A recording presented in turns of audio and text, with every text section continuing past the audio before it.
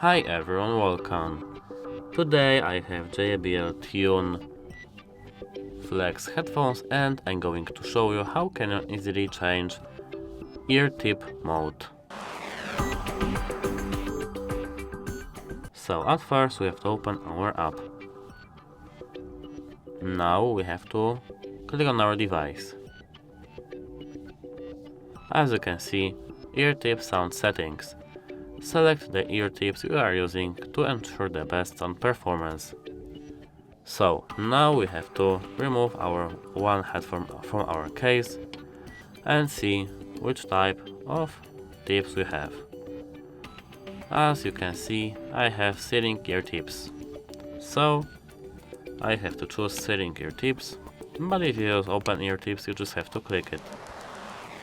As you can see, to enjoy a better sound performance, please perform the settings after changing ear tips. Open ear tip allows you to be aware of your surroundings while using the earbuds, and ceiling ear tip provides noise isolation and a secure fit. That's it, hope it helps you. Goodbye!